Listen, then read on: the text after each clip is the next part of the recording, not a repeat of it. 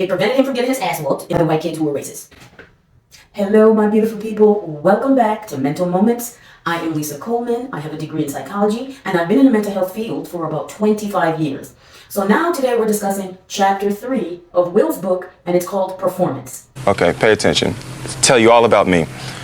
Okay, so let's jump right in. In the beginning of the chapter, Will is talking about at the age of 9, he's with his grandmother and they are in church. Now, Will goes into detail about his grandmother Gigi and really talks about her love of God. She was very religious, very much a pinnacle in the church. And I believe the religion was Baptist. She participated in all church activities. She was a high-ranking member. And Will stated that he was in church with his grandmother literally every Sunday, and he enjoyed actually going to church with his grandmother. He looked at his grandmother as a conduit to God. Like he really felt like if he could maintain his good graces with his grandmother, it was like being in good graces with God. Now, Will goes on to talk about that every third Sunday they would have like a revival and that the church would be lit up on fire. It would be shouting and jumping and people was falling out. And Will stated that when he saw people doing that, he knew within himself that's the type of reaction he wanted to get from folks. And he just enjoyed seeing people just elated, having fun, jumping, shouting. He had decided that his main goal and mission in life was to get people that elated with his performances that he would put on for folks. Now, Will stated his grandmother was a nurse and she worked the graveyard shift. His parents would work during the day and his grandmother took care of him and his siblings while his parents worked, and she did the third shift. Now, at that time, Will said around 4 and 5, he was mortified that his grandmother had to work the graveyard shift. Will felt like the graveyard shift was she had to battle ghouls and goblins and monsters and protect him while he was in bed sleeping. I thought that was hilarious when he mentioned that. Will also mentioned that one day he remembered that he was sitting on the porch with his grandmother and a homeless woman walked by. Grandmother stopped her, asked her name, invited her into her home, made her an elaborate meal, ran her a bath, and washed her clothes and gave her a whole new set of clothes from out of her closet.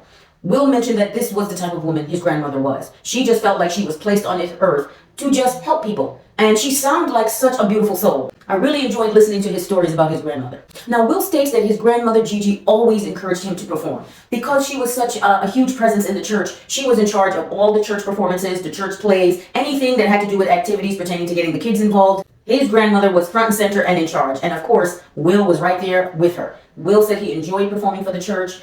He said even growing up, his parents were very musically inclined. Him and his siblings participated in piano lessons. He said he took drum lessons. He said he was pretty good at piano, and his mother was great at piano as well. Will stated his fondest memories of his grandmother Gigi is the day she asked him to play a solo in the church, and he was so nervous, but he didn't want to disappoint her. The day of his performance, Will said he sat at the piano and he played the song that she requested, and he said he could see the admiration on her face. Will said that that look just was engraved in his mind. He can tell that she was very proud of him, and he absolutely adored and loved his grandmother. He literally said that that look on her face and the look of love and admiration is something that he has always strived to get from the women in his life. Being able to just capture the love and affection and adoration that his grandmother has for him, he was looking for those same qualities in the women that he met. Now, after that performance, Will felt like, well, this is the way for him to actually see love in his life, is being a performer. If he performed, he saw love in people's faces and in their eyes. When he performed, it derived laughter and happiness. When he performed, everything was better. Everything was good. Everything was calm. And Will knew that as a performer, he can put on that character, which is his character mask. He can go ahead and plan out the plot, and he can activate his performance. And Will also knew that when he was in performance mode, he could get his father to laugh and get him to stop abusing his mother, himself, and his other siblings. So Will really equate performance with happiness, love, and safety. I thought that was very interesting in that chapter. Now, Will goes on in this chapter to discuss his time in Catholic school. Because as I mentioned before previously, Will lived in a predominantly black neighborhood, but he went to a predominantly white Catholic school. With Will's ability to be able to perform and generate laughter, he was able to figure out the best way to navigate in this all-white school, as well as navigate in a predominantly black neighborhood. Now, Will mentions that as he's growing up, he's realizing that he was too black for the white kids, but then he was too soft and corny for the black kids. So he had to figure out a way how to navigate both worlds. And he used laughter and his ability to perform as a way to get by in both worlds. Now, Will mentions his comedy and always being funny and a class clown, he was able to really connect with these kids. It prevented him from getting his ass whooped in the neighborhood in which he lived, and it prevented him from being bullied by the white kids who were racist. Now, Will goes into more detail about his experience with attending a Catholic school. He said it was a lot of racism, and he was always in trouble. No matter how much he tried to maintain a light, fun, jovial, demeanor, he was always being suspended, or he was always in some sort of trouble. He was always being picked on, and it was not just the kids, it was the administration as well. Now, Will said he joined the football team and he did really well. Actually, he became Defense Player of the Year. At the end of the school year, they would put together a sports dinner where all the sports team would attend. They would be able to sit down with their classmates and the team and then receive their trophies. Now, because Will was suspended, the administration stated to Will, listen, you wouldn't be able to sit in the front with the rest of your team or receive your trophy because of the suspension. So Will thought, okay, well, that's the rules. It is what it is. He still attended the dinner with his family to participate because he was a team member and he wanted to support his teammates. But during the dinner, Will stated that the same gentleman that he got in trouble with, who got suspended with him, he was sitting up front and he was receiving his trophy. Of course, he was a white kid because it was a predominantly white school. Will then turned to his parents, let his parents know what was going on. They immediately stood up and left. And Will never ended up going back to that school ever again. I really like the fact that his parents came together and was like, yeah, we're not tolerating this. As a young person, he knew that was wrong. He knew that it had nothing to do with the suspension and it had everything to do with race. Now, Will next discusses his father's love for photography. Now, Will stated as a young man, his father really enjoyed photography. He was very creative and loved taking photos of just his surroundings, his environment, and the elements. But during that time, they were like, listen, you gotta work. You gotta get a job. It's all about bringing in the money. Being a creative, being a photographer back in his dad's day was not a thing. Now, Will goes into detail about this camera that his father bought. His father was taking pictures every chance, every moment he got. And it was not just still pictures, he was doing recordings. Whether it was a birthday party, a sports event, or a play, Will said his dad was recording every moment that he possibly could. And Will really enjoyed when his father took the camera out. He said that when his father was filming, the home was peaceful, it was fun, it was enjoyable, and the family really had a good time. At that moment, Will's performance bug peaked up even more. He was like, hey, if I can perform in front of this camera for my dad, I don't have to worry about him being abusive to my mother or my siblings or myself. So Will took every opportunity to be a ham, to cut up, to be right in frfront of that camera the moment his father pulled that camera out. Will just felt every time his father was filming, there was always peace, there was no tension, and everyone was safe. So because of this, Will's drive for always wanting attention, always wanting to be in front of the camera, always wanting to put on a performance was piqued and heightened even more because he knew it will bring love, it will bring safety, and it will bring happiness to our home. So Will just felt that it was his responsibility to do these things in order to keep his household safe. Wow, can you imagine at that age having that type of burden on your shoulders? Now, towards the end of the chapter, Will states that at the age of 13, his mother left literally for good. He said she was gone for 3 years. She couldn't take the abuse any longer. She was fed up. She walked out, left the children behind, and went to her mother's house. Well, we all know that Gigi, which is Will's grandmother, lived right up the street, so she didn't really go far.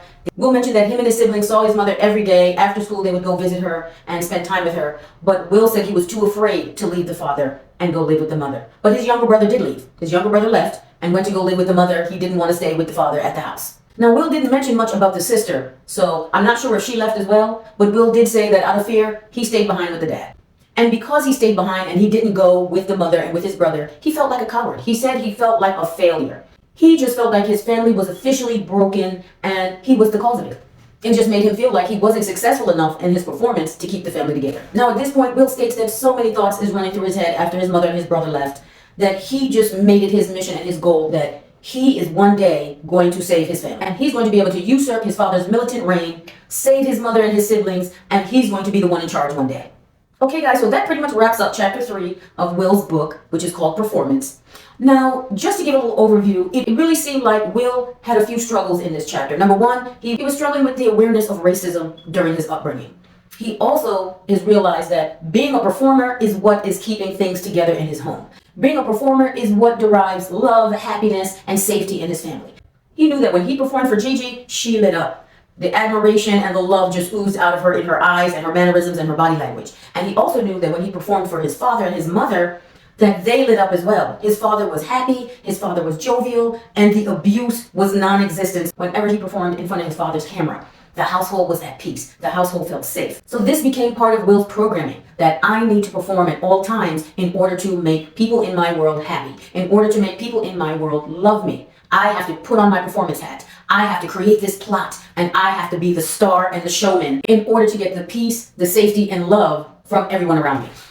Now, the correlation between the two books, Worthy, which is Jada's book, and Will's book, Will, is during this time, which Will discusses leading up to about the age of 13, and Jada also discusses leading up for her, which is about the age of 13 as well.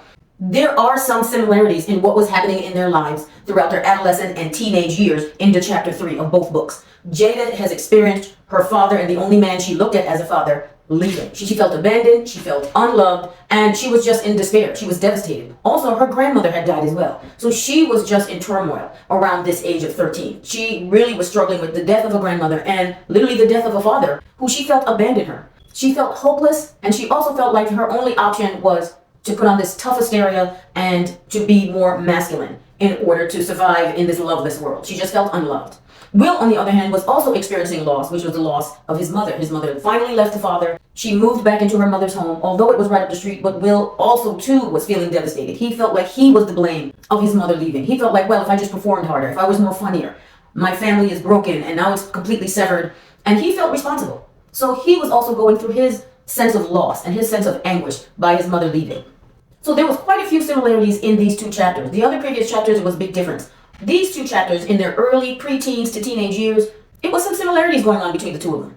But that's it. I'm going to stop there. Stay tuned. I'm going back to Jada's book, and we're on to chapter 4, guys. We're going to just keep pushing on through. But I am loving these two books. I'm loving to see the similarities between these two people who married at such an early age. I am dying to find out what chapter 4 is all about. So, guys, thank you so much for joining me. Please subscribe and like my channel. Toodles!